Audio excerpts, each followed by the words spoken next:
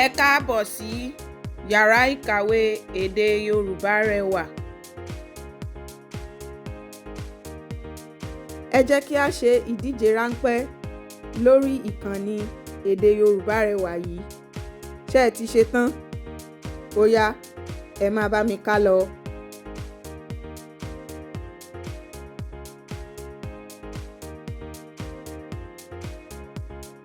Grandfather.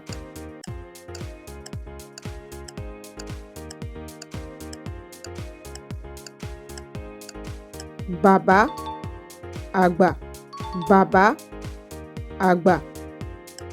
Grandmother.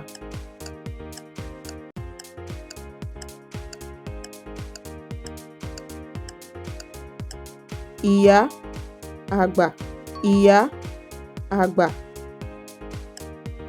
Mother.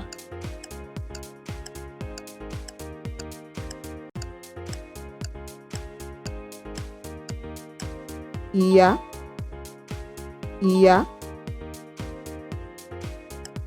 Father.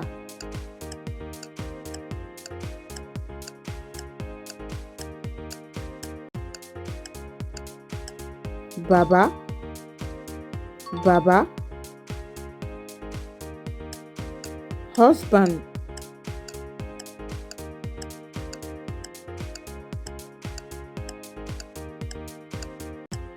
Ọkọ,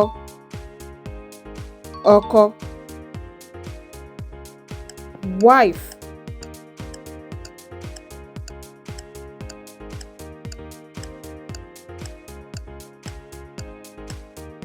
Ìyàwó, ìyàwó. Sister.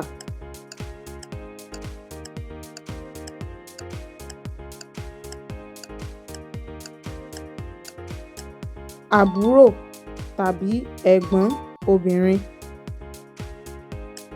Brother.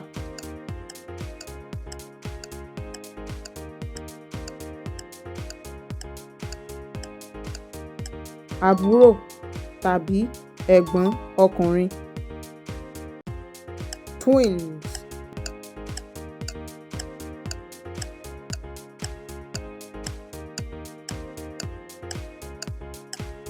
Ìbejì, ìbejì.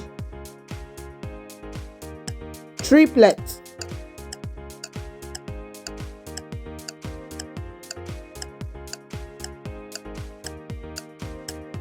Ìbẹ́ta, ìbẹ́ta. Bride.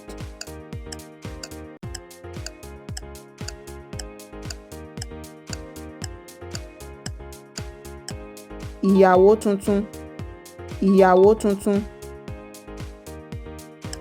Groom.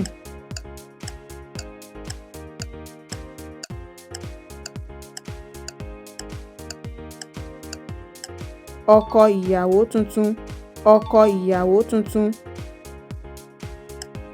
Baby.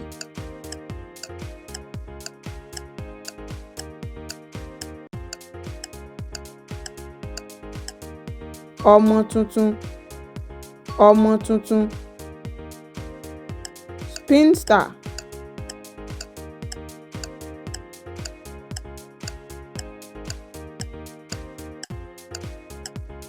Omidan, omidan.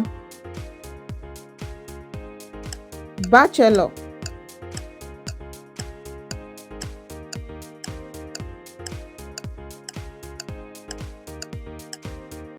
Àpọ́n, àpọ́n. Camwood.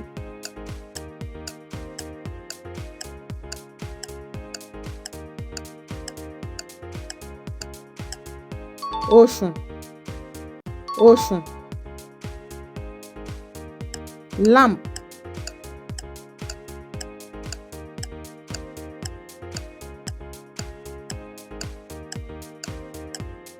Àtùpà, àtùpà.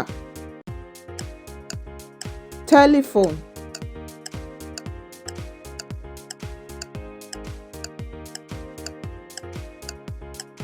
ẹ̀rọ ìbánisọ̀rọ̀, ẹ̀rọ ìbánisọ̀rọ̀. mobile phone,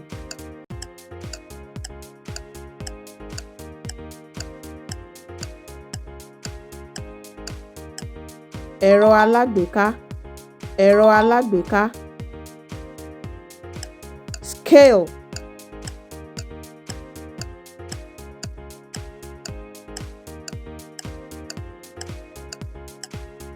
òṣùwọ̀n, òṣùwọ̀n. Ẹ má gbàgbé láti darapọ̀ mọ́ wa fún ìdíje támọ̀ mìíràn. Títí ìgbà mìíràn tí a ó tún máa ríra láyọ̀ o. Ó dìgbà o.